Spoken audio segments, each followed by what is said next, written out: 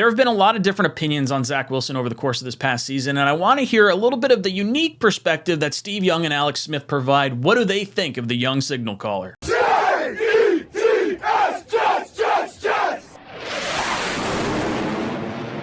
Wilson showed accountability after the loss, maybe something he didn't do enough of early on. What else did he show you, Steve? Well, it's the upside. I mean, they always say, the ceiling, these magical plays that you can do. I recognize that coming out of college, you can only say so much about what somebody could possibly do. But then in a game situation in the AFC, you're going to Burrow, Mahomes, Allen. You're going to see them for the next 10 years. If you're the Jets, this is the kind of thing that got him drafted, the kind of back shoulder, a 50-yard bomb going to the opposite against his arm. Here it is again. Now, you've got C.J. Uzomah.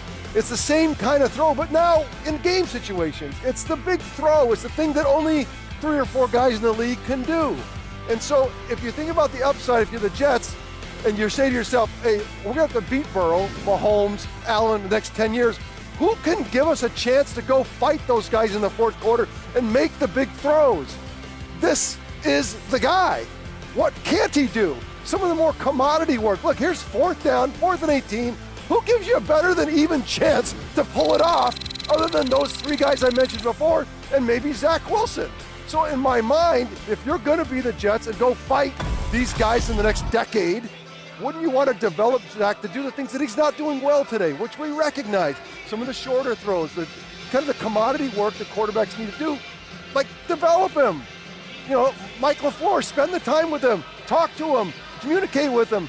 Welcome to Jets Talk. My name is Ryan. I'll be your pilot. If you're new here, hit that subscribe button. If you've been here before, welcome back. I love having you here. Boys and girls, we're talking a little Zach Wilson and some of the thoughts from this panel of analysts on Monday Night Countdown. Now, you just heard Steve Young's take on Zach. We're going to hear from Alex Smith as well as Robert Griffin III. And I want to really, talk about why their perspectives are interesting or at least unique when talking about Zach Wilson's situation. So before I get into Young's comments, let's just give it a little bit of a refresher course here. Steve Young, former BYU quarterback, sat behind Joe Montana before he became the San Francisco's 49ers quarterback. Obviously all the success he had going into the Hall of Fame and whatnot. Then you have Alex Smith, who wound up sitting and really not having a great career for the majority of the early stages of his career. He really took a long time to develop, and you saw just how, positive it could be from really taking your lumps and learning. And he did it with 2 different franchises. You could even argue a third with Washington being in there towards the end. But Alex Smith, if we could get Alex Smith level play out of Zach Wilson, that's a huge, huge plus. And he is a testament to what learning and time could really, bear fruit. And then Robert Griffin III, former number 2 overall pick, has some unique perspective in terms of the top parts of the draft. Obviously, Alex Smith being the number 1 guy has some unique perspectives as well. It's just interesting all the way around. So going back to Steve Young's comments, I really agree with it. I like where he's going with this because you want to try and teach Zach the things he can't do right now, the commodity throws, those simple throws, the things that we're pulling our hair out over every time we watch him throw the ball and just throw it in the dirt to Braxton Berrios or whip it over Garrett Wilson's head or throw it behind Denzel Mims. Like there's a lot of things that you kind of have to hone in on, but then you see those athletic upsides and you see a play that you're sitting there and you're like, that's a play that Mahomes or Allen or Herbert or Burrow can make. Like this is a stacked AFC conference. And when you consider the talent and upside that Zach Wilson has, this is the type of caliber of athletic specimen that you need to have in this AFC to even stand a chance to competing. There is a fair argument to be made that if you have someone, this is going to sound weird, someone like an Alex Smith level, like maybe that mid-tier kind of starter, is that someone that you can win a Super Bowl with, or do you need someone with insanely high athletic gifts like Zach Wilson possesses? And is it worth kind of taking your time and developing it to the detriment of the other players and coaches potentially on the team? And who does that responsibility necessarily fall on? You heard Young at the end of his comments mention Mike LaFleur, and there's been a lot of to-do about Mike LaFleur over the last few weeks. We've heard fans complaining about the positions that he's put certain players in, guys like Elijah Moore maybe not getting the ball or being recognized earlier in the season, Denzel Mims seemingly to have like no way to utilize this athletic specimen. And then you have obviously Zach, and it feels like there's some clunky things going on with what they're asking him to do and what he's comfortable doing. So I completely think it's fair to criticize LaFleur. I think it is fair to question where they can develop Zach, and all the athletic upside that he provides is 100% the reason we took Zach number 2 overall. That athletic upside is the reason Zach goes 2 and Mac Jones gets pushed further down the list to pick 15 or whatever it winds up being. That athletic upside is the reason Zach was taken. So when I'm looking at this, I don't know. For me, it's like a chicken or the egg sort of situation. And with, Steve Young coming from BYU, he has that, the kind of mindset of, okay, you can be a big-time quarterback from this school. There's just things that have to be developed and things that have to be taken care of. Let's take a listen to what RG3 and Alex Smith had to say as well, and we'll hop back on the other side of this video. To me, that's the kind of the entire point. Zach Wilson was always a high ceiling, a bit of a project in the sense that he came out early, he was incredibly young. And for me, as much as we want to compliment Coach Saleh and what he's done with this team and kind of the quick turnaround in 2 years, he deserves just as much criticism for what he's done in this quarterback room.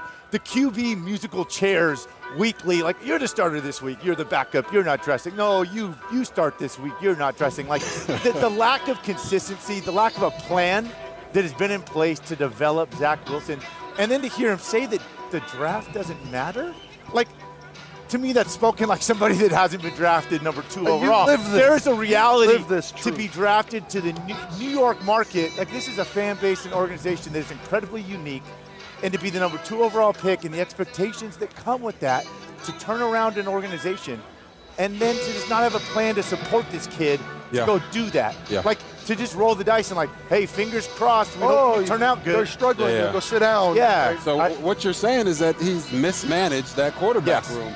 But that's not the only thing that he's mismanaged. If we're keeping receipts like they like to talk about, well, their end-of-game clock management was absolutely atrocious. I actually thought this part of the conversation got me a little more fired up than anything else, and it's because of what Alex Smith said. He said, there's an expectation for the number 2 overall pick to come in and to set everything, in motion, and there's a pressure being the number 2 pick in New York and everything that comes with that. And he's totally right. There is a pressure unlike any other spot in the country to perform in New York immediately.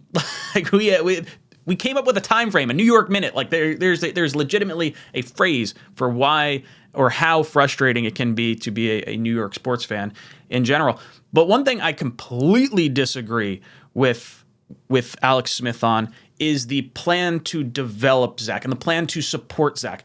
And I can understand there being some criticism of Saleh and thinking, okay, maybe it's not the right time to pull Zach out of games. You have, we talked about the Bears, the Vikings, and the Bills all in a shot there, and you say, okay, well, you got the 2 bad defenses in the Bears and the Vikings, then you have the matchup that Zach already won versus the Bills. I can see an argument there. I understand that. I don't think it's necessarily fair to do that because you have to worry about everyone else's career on this roster, all 52 guys, all the coaches, because if you're not playing the best player and you're costing other people money and other career opportunities, I think you owe it to the rest of your organization to play the best quarterback at that time. And you're going to do you're not doing Zach any favors by handing him the job. You have to let him earn the job and earn the respect of the players around him.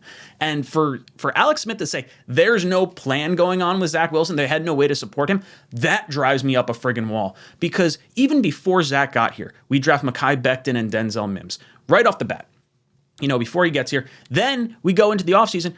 We do get Zach Wilson in his draft. We trade up to get Elijah Vera Tucker. We get Elijah Moore. This year, you draft Garrett Wilson in the top 10. You trade up to get Breece Hall. You bring in the 2 tight ends. You brought in Corey Davis last year. You re-signed Zach's favorite weapon in Braxton Berrios this past offseason. So if you're asking me, we have done everything and more to support Zach Wilson in terms of playmakers around him. Joe Douglas made sure there is no excuse in terms of the talent that is surrounding Zach Wilson. Now, obviously, you can't plan for 5th and 6th string tackles to be going down at this point in the season or even midway into the season. You cannot plan for that. So that being outstanding, they have built as much as they can around Zach, and they will continue to build around it. It's not completely ironclad perfect, but to say there wasn't a plan is completely disingenuous and not recognizing anything that has gone on. So I would venture to bet they probably are unaware of all the assets that have been pumped into this team. Like the fact that other quarterbacks that were not taken number 2 overall, like we're talking Flacco and White and Johnson and Pickett and Ritter, have all had success in Mike LaFleur's offense is kind of what sort of drives me up a wall and where I kind of come back to this thing. And for Saleh for RG3 at the very end, he brought up the clock management and Zach not being the main reason why the Jets lost the game this past week.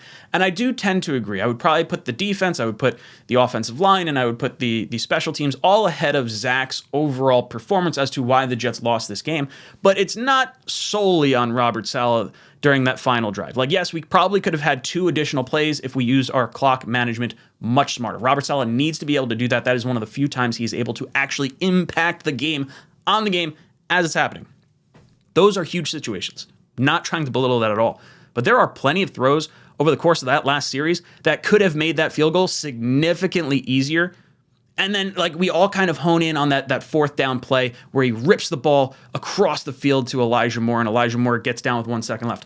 That's really cool. Like, that is a play that Zach Wilson can complete that other quarterbacks in this league just do not have the talent to do. Like, that is the special of Zach Wilson. But you question yourself, and you question the situation in terms of, would we have even needed that throw if he hits the simple throws earlier on? And is this something that we can control and can groom out of Zach? Because I agree. I think Zach does give us the highest potential quarterback and gives us the best opportunity to compete with the Mahomes, the Allens, the Herberts, the Burrows of the AFC. But if he's unable to do the simple things that all those quarterbacks can do, I don't know if the wow plays are enough to overcome the 75% of plays that you're going to be running on a down-to-down basis. So it's a really interesting take. Some guys with some really interesting perspectives. I want to hear from you guys down below in the comments section. Which take did you like the most? Is there something that you thought might have been off or better or worse in one of these? Let me know in the comment section down below. And as always, go Jets.